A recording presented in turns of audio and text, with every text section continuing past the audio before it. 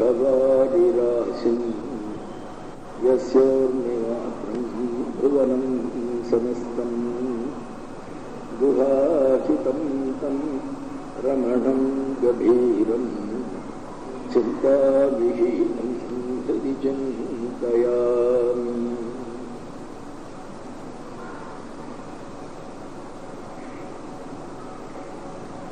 Before we go to the seventh stanza, I have one submission regarding the sixth. The first line in the sixth reads, Yatha darpana bhava abhasa jnanau. This abhasa jnanau, the meter doesn't flow correctly because jnana is a hard word, it's a compound word. Today I verified from another book. It is written not as jnano but hanau, abhasa hanau. It's very smoothly it flows. So that seems to be the correct. Some doubt came to me because yesterday I couldn't verify. Today I went to the library and I got another book. There it is written abhasa hanau. Abhasa hani. Hani means loss. So darpana bhavaha abhasa hanau. See, when the mirror is lost, the image is lost.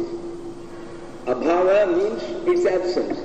So, darpana bhava, in the absence of the mirror, there will be no image also. Only the original will be there. Abhasa hani. Abhasa means the image, the reflection. There will be no reflection. So, the word is the jna, I feel it should be ha.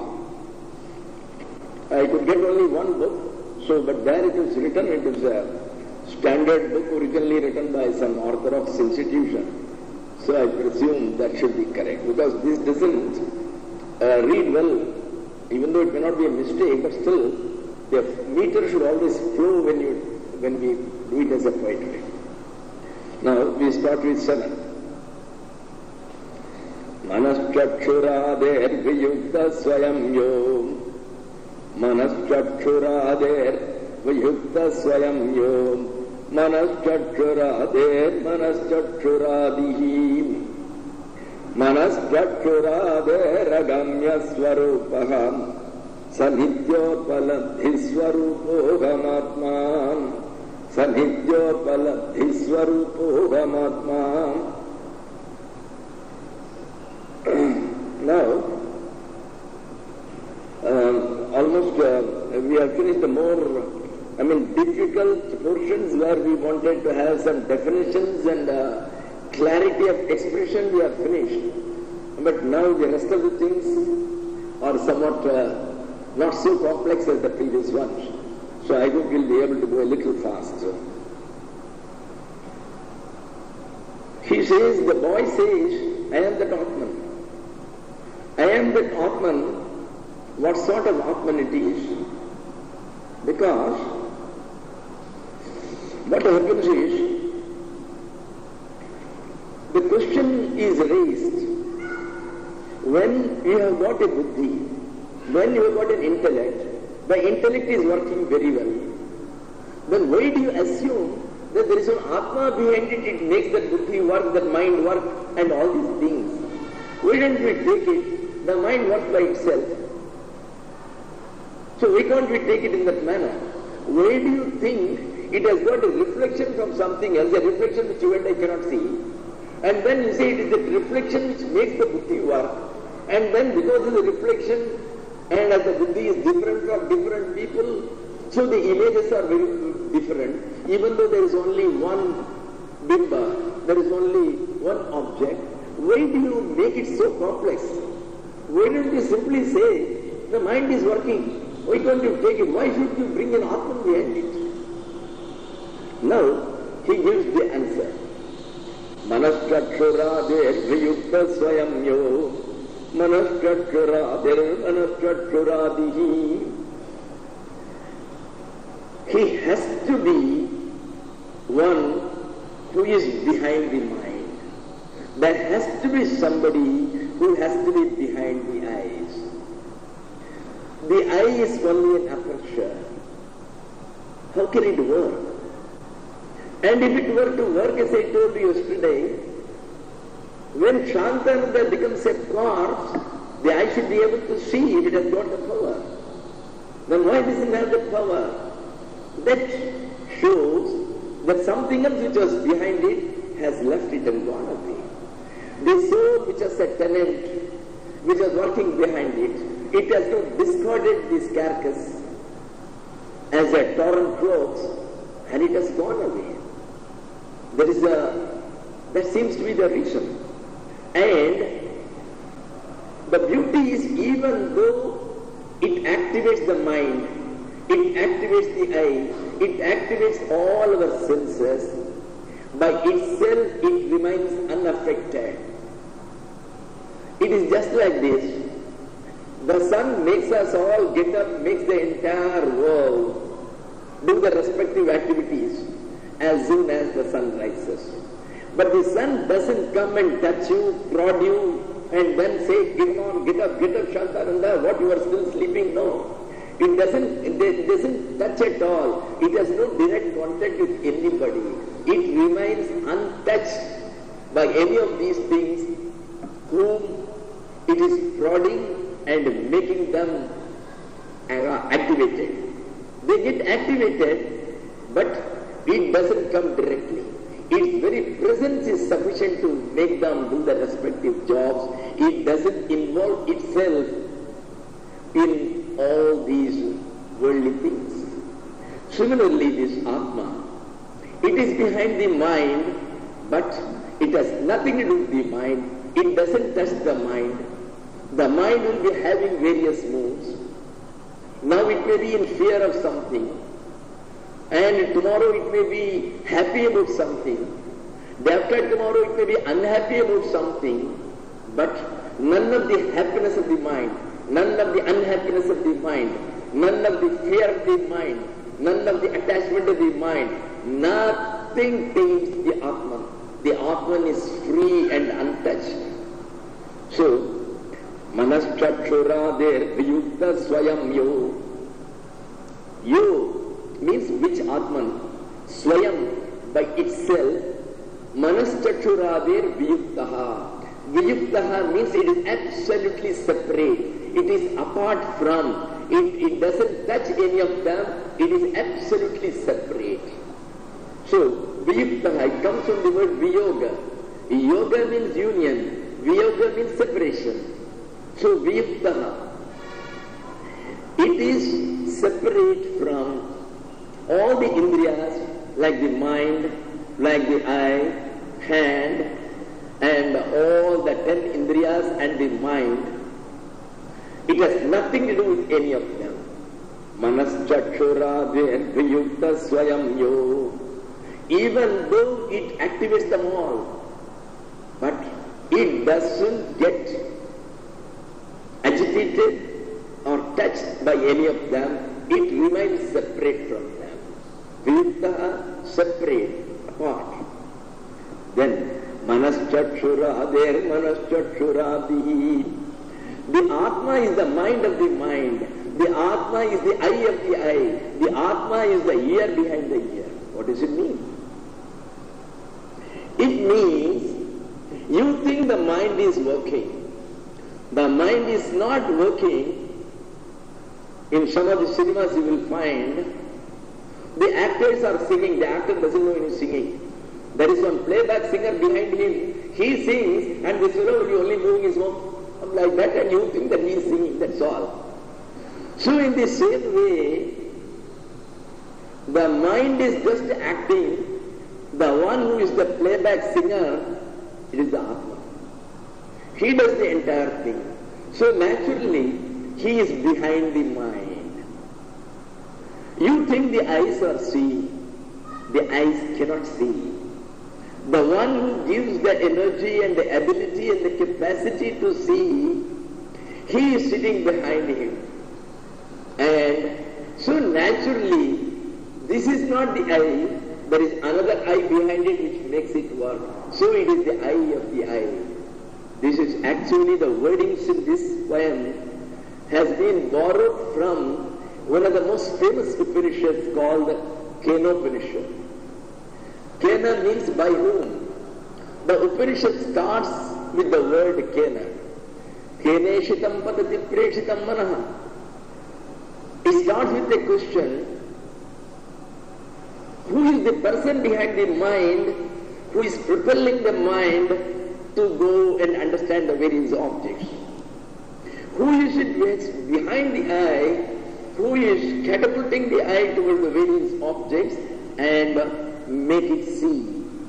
So by whom? By whom impelled? Kena ishitam. This is how it begins. Then the answer comes in the next hymn. The answer comes, pranasya prana, chakshusas chakshu, manaso manaha.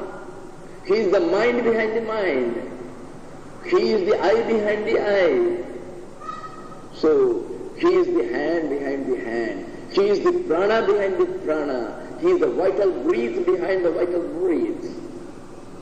You think this breathing goes by itself? No. It is all controlled by that supreme force known as the Brahman, known as the Atman, known as the Self, known as the Lord. You call it by any name. It is behind that. It is that which makes the breath go. It has got a program. So it knows the day and the minute when the breath will go, it will refuse to come out, final goodbye. So the entire thing is being controlled by that Atman. Manaschakshurader manaschakshuradihi. It is the mind, it is the chakshu. Chakshu means the eye, adihi means etc., etc. Means it is the mind in respect to the mind, in respect to the eye, in respect to the ear, in respect to the nose, in respect to the hand. Manaschakshuradihi. It is the mind for the mind, it is the eye for the eye, etc., etc. Manaschakshuradihi. In respect of the mind, ear, eyes, etc., this is the manaschakshuradihi. This is the mind for the mind, this is the eye for the eye, this is the ear behind the ear. Then, manaschakshurade ragamya swarupaha. All right. It may not be involved, and when it is the activating force, it is the one behind it which is pushing them, then can't they just turn back and see? No. Your eyes have been framed in such a way, it can see the things in front, it cannot see what is behind. And this eye which is forcing it, it is behind it. So naturally it can't see the Atman. The Atman is not in the front. Atman is not an object. Atman has never become an object. It is the knower. It is the seer behind the seeing. It is the knower behind the knowledge. So he is behind the mind, he is behind the eye. All right, I accept for the eye, it is behind it. But why can't the mind see? I have already told once, in connection perhaps with the Devi Kalagraha. There is a beautiful flower, a very big flower, a sunflower. I come in a motorcycle, I am going fast in a motorcycle. How much of the flower I can see? Just a bit of it. Before I can see, I am off. I come in an aeroplane, which is very fast. It is going 2,000 kilometers an hour. How much of the flower I may see? I may miss it even. I may not even see that flower. Because you are so fast, when something is stationary, you can't see that. Then what is the best way? The best way is, you come and stand still before it, you can see it to your heart's content. And as you have heard, Manovegam, Vayuvegam. The mind goes thousands and lakhs of kilometers just like that. You think of New York, you are in New York. Immediately you think of that your son's place, you think of the balcony where the child will be playing, your grandchild. So you are there. It doesn't take even a second before you could get out of this. You are in New York. You are going to the house and you are there already. So the mind is the fastest.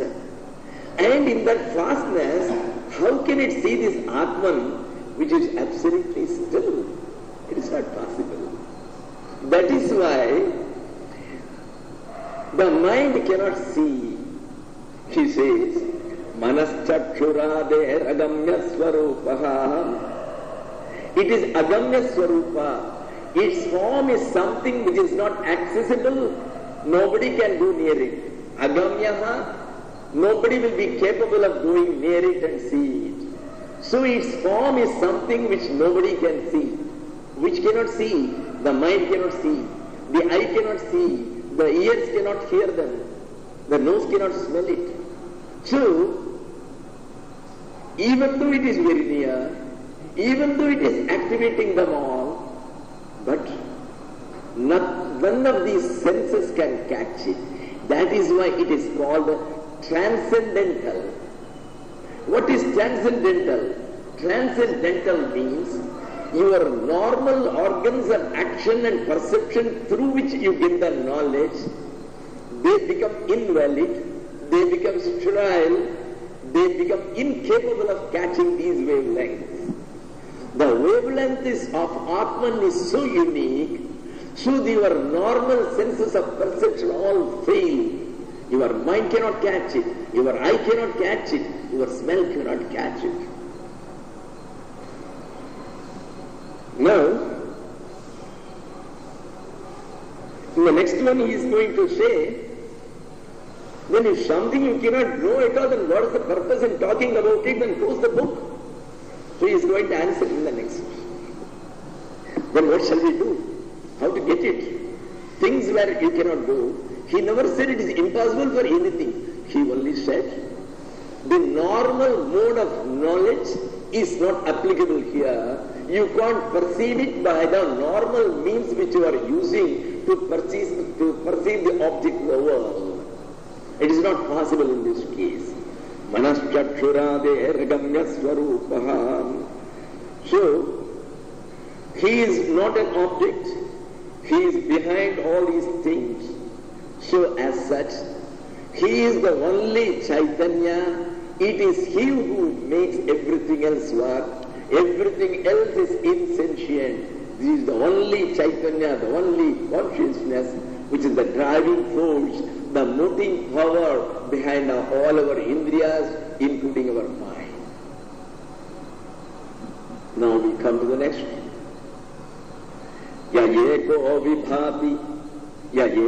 vibhati swatashuddha chetaha prakasha swarupo vinane vadhishu sharadodakasto yatha bhanurekaha Sanityopaladhiswarupo gamatma.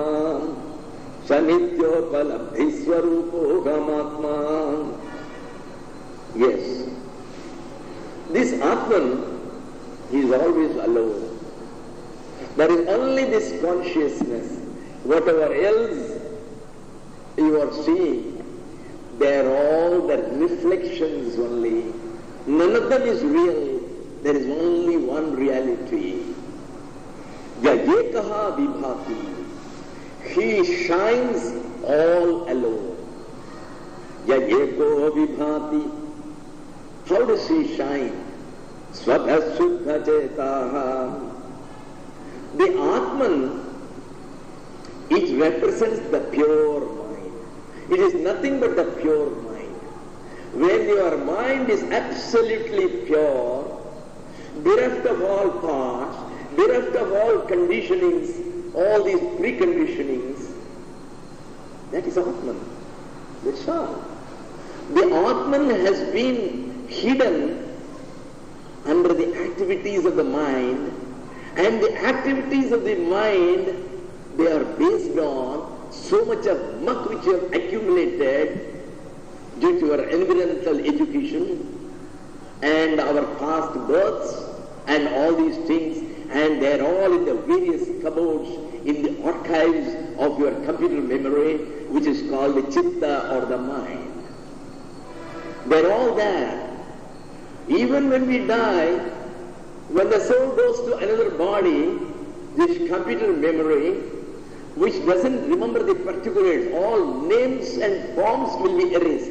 But all the tendencies will be there, which are the tendencies, the tendency to read, the tendency to like coffee, the tendency to dislike bitter gourd, the tendency to like detective novels, the tendency to go to Mangalashram. So all these tendencies to do activities, they are all there. So whichever activity we have done repeatedly earlier, they are all strong tendencies. They are the advisors who are going to propel you into action, whether you want it or not, willy-nilly. You will be forced to do certain actions in the next birth. They are the ones which force you. But you need not be forced. Remember, you are the governor. However much the secretaries, the advisors may tell you, the Constitution gives you the fullest right to exercise your own will. You may do wrong. That's a different issue. But you can exercise your free will.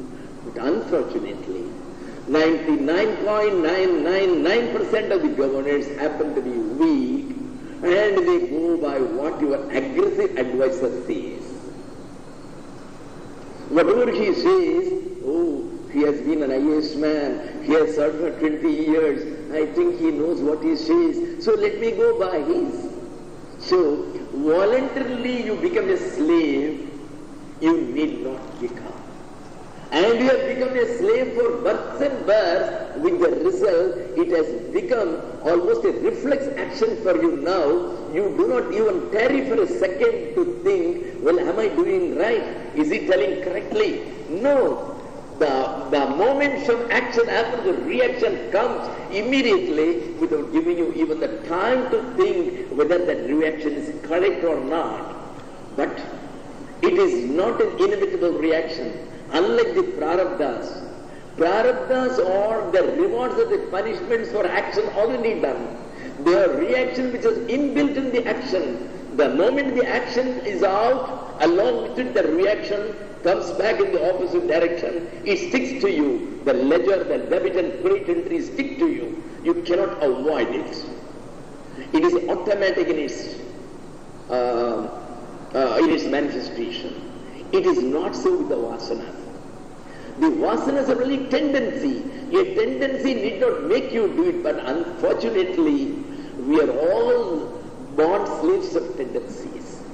That is the difficulty, but you can get over it, provided you have a willpower, and wherever you need, you can take the help of the self through prayers. Yes, it is extremely effective.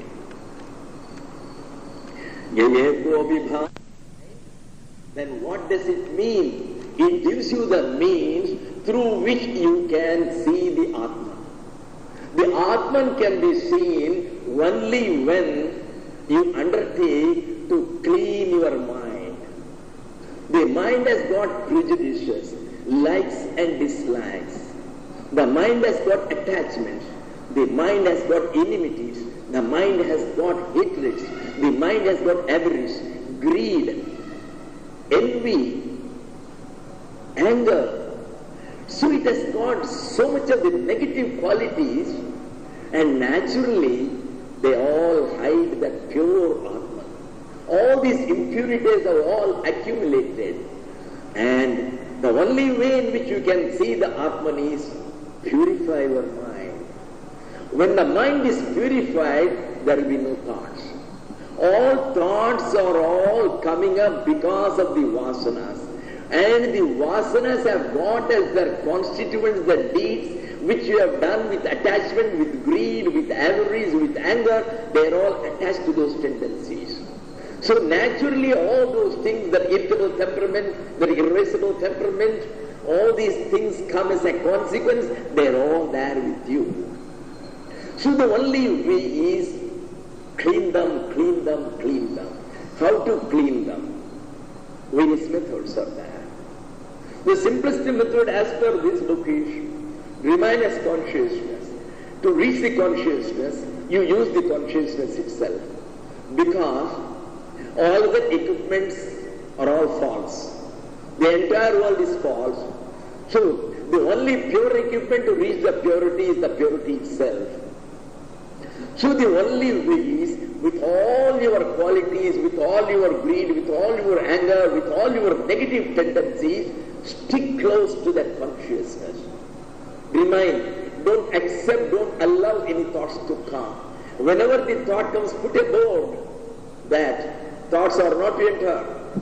And whenever it comes, reject it, reject it, reject it. How to reject? Don't accept it. You say, get out, I don't want you. When will you be able to say that?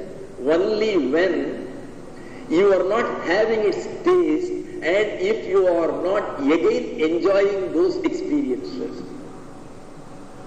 Supposing you remember the day when you got the best badam payasam here one day. Now sitting here, the badam payasam comes to you. When the badam payasam comes, don't once again taste the payasam. That day. So don't do that. Be neutral and you say, sorry sir, please go. Yes, that day I took it over. Please go. I don't want it now. That can happen only when you steep yourself against all temptations and say, I don't want any of these small pleasures. Now I am after the biggest fish. None of these things are going to be of any help to me. So, mercilessly, ruthlessly, you leave off all the temptations and think of that big weight, the weight of Atma, where you will have immense times with pleasure that any of these things can give. That is the only way you can. So, that is one method. The other method is you can do japas. The third method is you can do pranayam. The fourth method is, there are immense methods because as I said, to go to the infinite, there are infinite methods. Somehow if you have got the goal behind you, even if you go by a wrong path, it is that Atman itself will turn you in the right path because you are nobody but your own self. It is your own self. If it cannot help you, whom is it going to help? So it does help you. So Shuddha Chetaha. So that is the means, that is the description of the Atman. It is both the description and the method, the methodology by which you will be able to reach it. Prakasha Swarupopi Nameva Vishu. Prakasha Swarupaha. It is absolutely, Swami is only the effulgence. Effulgence means the knowledge which comes out of it through the eyes, through the ears, through the nose. From that you will know, yes, the Atman is behind it. So these are all the Atman's rays which are coming here. Even if you don't see the sun and if the cloud is clouding it, but you know pretty well that by the light you are seeing, yes, there should be the sun. It is the sun's light which is coming here. So he is the Prakasha Swarupa. Similarly, this Atman is only the, it's of the knowledge. Knowledge we normally call it as light. Whenever you don't understand the passage, what do you ask? Sir, can you throw light on this so you don't take a torch and show? So the light always means knowledge and the light is always likened to the knowledge. That is why here Prakasha Swarupa doesn't mean that it has got 20,000 watts light. Prakasha Swarupa means it is the form of knowledge, that Atma. Then, Naneva Dhishwapi. But there is the mirror. The mirror is called the intellect or the buddhi, which is a bogus thing which has been created by the Maya. And on that mirror, when once this ray comes, it gets dispersed into 1,000 ways. So, according to the conditioning of the each man's buddhi, because the buddhi has got behind it my conditioning, the consciousness differs from time to time depending on the various conditioning I had. the environment in which I was born, the environment in which I have grown. So it all depends. I am a man bred and born in a village, my conscience will be different, my intellect will work in a different way. I am a man who has been born in London, so everything will be working in a different way. So it depends on the religion to which you belong, the tradition to which you have belonged. So all these things are going to affect the buddhis. So the buddhis are many, the mirrors are many, that one Atman, it gets reflected and you see its reflection in the various. But how do you see the reflection? The reflection gets distorted through the various muck, the various impurities and dusts which are accumulating in your intellect due to the wrong conditioning and the negative conditionings we have had all these years. That is why. So it is that which is there, but it looks as a different inner forces, as if that her ears are being activated by one Atman, as if his eyes and this thing are being activated by another Atman. It looks as if there are several Atman. But these are all the images. There is only one Atman, just as that one sun is able to activate everybody, but at the same time you can see his image in different ways in a vessel. Sharabo udakasto yatha bhanurekaha. Sharaba udaka. Udaka means the water. Sharaba means the pot. Sharaba means a small cup. It also means a pot, an earthen pot. So there are various earthen pots which have been kept, hundreds of them, and the sun's reflection is seen in the water in all these pots. And one of the pots contains a blue water, another contains some yellowish water. I have put some colors inside them, and you see the sun as if it is blue light in one, you see in another one as if it is reddish light, but the sun is neither reddish, nor it is greenish, nor it is yellowish. But it has taken the upadhi. What is upadhi? The limiting, the external limiting adjunct of the pot and the water which is inside it. Sharava udakastaha yatha bhanuhu. Bhanuhu means the sun. Ekaha, the sun is only one.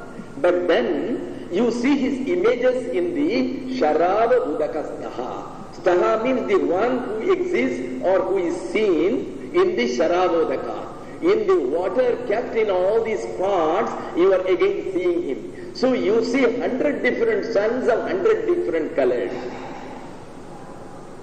Similarly, so he wants to say, Atman can only be known through a pure heart. And secondly, the one which is the obstacle in our realization is this buddhi.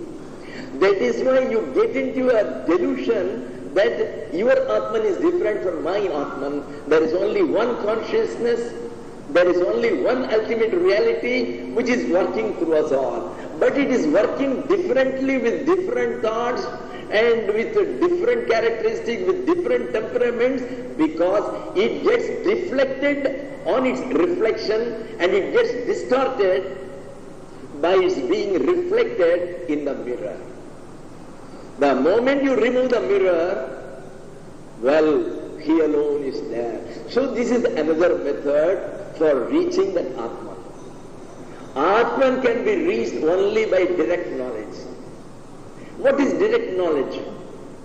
Whatever knowledge we are getting, these are all through the medium, through the eye, through the ear, through the mind. So these are called mediate knowledge. These are all come through the medium. So when there is no medium, it is called immediate knowledge, it is called the direct knowledge, it is called the aparokshanubhuti. Aparokshanubhuti means the direct intuitive experience which you directly get. What is the example of that? Can you give any example? Every day we have got a direct experience. I am. Who told you that you are? How do you know I am? It's a direct knowledge. It is a direct knowledge, you know it so thoroughly. If 1,000 people were to come and say, that Maluji is not here, there is no Maluji, you will simply laugh at them, you fools. That's all you will call them. You are so thoroughly confused, you know it pretty well. It is not your eyes which told you that you are there. It is not your ears which told you you are there. It is a direct knowledge. It has come from the Atman directly. So the same thing is going to come. It is the same existence, but now you only consider it as a life or a living, but you didn't associate it with the entire thing. You didn't know that it is the only reality. So ultimately when you come to know that it is the only reality, the rest is all a dream figure, the rest is all an illusion. When you remain only in that soul and whole consciousness, then you come face to face with the Atman. You can never remain face to face. Darkness can never remain face to face with the light. The moment it comes, it gets dissolved into the light. Ignorance can never come face to face with the jnana or the wisdom. It gets dissolved. So what remains is only the light. So that is what is going to happen. So Yekaha, just as the sun was the only one, so similarly here, this is the only one. Sanityo Palabdhi Swarupo Gamatma. So the last one we already explained previously. Now we come to the next one. Yathaneka chakshu prakasho ravirna. Yathaneka chakshu prakasho ravirna. Kramena prakashi karoti prakasham. Aneka dhiyaha yastathaika prabodha. Aneka dhiyo yastathaika prabodha. Sanityo palabdhi swarupo gamatma. Sanityo palabdhi swarupo gamatma. Here, there is a typing mistake where they have given again, where they have split the words. The third line they have written Aneka Adhiya. That is wrong. It is Aneka Dhiyaha. Dhiyaha is the plural of Dhi. It means the various intellects. Anekaha. It is an adjective which means many.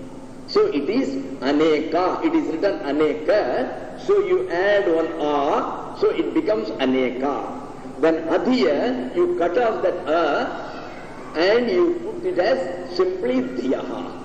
Dhiyaha is already there, cut off the A. And Urkal vangunga, Aneka ko Urkal, Aneka. Then Adhiyaha, that A you delete it. That's all. Now, the question is, how can one Atman be able to control and activate so many simultaneously? How is it possible? Because it is not possible. Supposing there is a chariot with 100 horses, I am sure that there will be no expert driver, however expert he may be, no driver will be able to simultaneously activate all the 100. Even if 50 and the rest 50 will be just sitting like a mule. It won't move. So, how does it happen? Very simple. Here he gives it in one simple sentence. Look here. The driver is sitting only at one place. So, he has to do one after another progressively. He can't deal with them all simultaneously. Here the Atman is not sitting at one place. It is everywhere. It is all pervasive. It is infinite. So naturally, it can activate millions of people simultaneously because it is the same Atman which is in New York. It is the same Atman which is there. It is everywhere. Again, unfortunately, our language is inadequate to express the final truths. Again, the word pervasive means immediately you are thinking of space. From here to New York, so many kilometers, yes, it is there you are thinking. No. In the ultimate, you find that the space and time was all part of the creation. There is nothing like that. And the entire thing is a dream. You see, I can tell you one method. In your You are in a small room here, Ramanashram has given. It's a very small room. I am having a dream. In the dream I am seeing that a big celebration is going on in Ramanashramam. 200 devotees are coming, they are all standing there. And the Arunachaleswara temple people have sent for the celebration. 10 big elephants, they are also standing there. Your room cannot contain even 2 elephants, and it cannot contain 200 people. Where from such a space and such a space has been occupied within that small room. So, the idea of space and time is something absolute, it is something wrong, as Einstein has said, and we have gone much beyond it now. See, Einstein has become absolutely, practically obsolete now. According to the latest theories, it has gone much beyond it. That is there. Because Einstein left out one important factor out of account, that was consciousness. While the latest Nobel Prize winners like George Wald and Heisenberg, they have all taken consciousness as an important factor. Consciousness means that God has come into the world of science for the first time, and now they will succeed in all their attempts. So long as we ignored the base, so any amount of your research in the edifice would have never given you the idea. Now that you have come to the foundation, you are recognizing it, obviously the science will reach where the Vedanta is reached. It has already reached more or less. So, yata aneka chakshuhu ravihi na kramena prakashi karoti. He says, aneka chakshuhu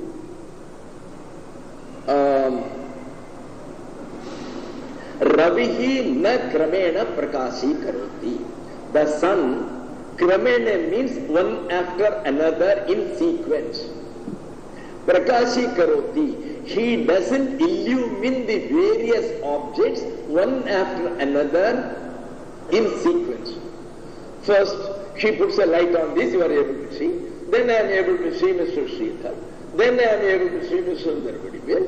Then I am able to see Mr. Natarajan. No, I am able to see everybody, all the people, all the objects are simultaneously illumined. So he says, Yata aneka chakshuhu. Ever so many eyes are there, but Ravihi na kramena prakashi karoti. He does not illumine. Prakashi karoti means illumines. Na kramena, not by sequence, but simultaneously. Similarly, Yekaha prabodhaha aneka dhiyaha prakasham karoti. So, there is only one consciousness, Yekaha prabodhaha, one supreme consciousness. It is not an ordinary consciousness. Bodhaha means consciousness. Prabodhaha means prakarshena bodhaha, that supreme consciousness, that is that Atman.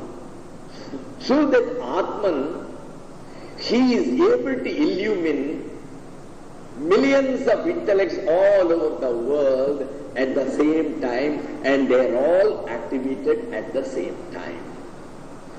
So, Sanityo Apalabdhi Swarupo Hamatma. Now we'll just to read that and then we will carry on. I think after tomorrow we should be able to finish it.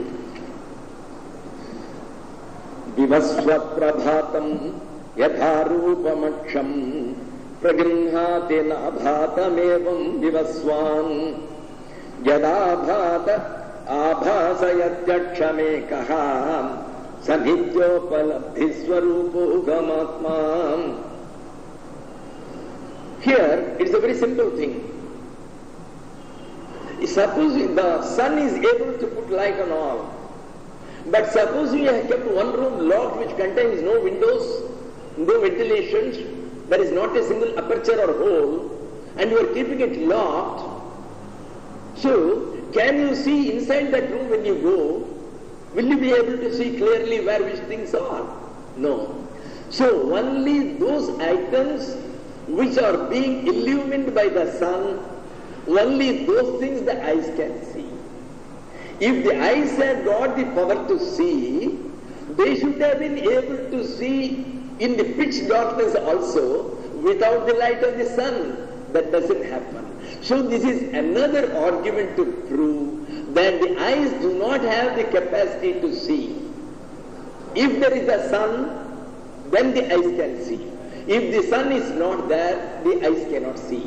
This is a particular type of logic which is adopted in Vedanta, which is known as Anvaya and Vyatireka. That is agreement and difference. Agreement means if the sun is there, then the eyes also work. Then the opposite of it is if the sun is not there, this also doesn't work. This is called the agreement and the difference. It is that method, it is called Anvaya Vyatireka method. It is a method in logic to prove certain things. So here we are, in this shloka we are going to prove that, again he wants to confirm the fact, look here, there is one Atman. Unless you establish it, people won't strive for it. First of all they will say, you prove where is the Atman. But the last line on the very first day, it has been proved that Atman is there. Atman is existence. You are always existent. You can doubt anything. You can doubt whether this is here. You can doubt whether this book is really here or it is an illusion by hypnosis. But you can never disbelieve the fact, you can never doubt that I exist. Because the one who doubts is yourself. So without the self, how can you doubt? So even if you were to doubt, am I there or not, it requires that you are based your own self. Unless you are there, you cannot doubt it. So even your doubt, even your denial, it becomes an affirmation. So whether you affirm it or deny it, nobody can deny the Atman is there. So he is only telling there is an Atman and we are all 100% puppets.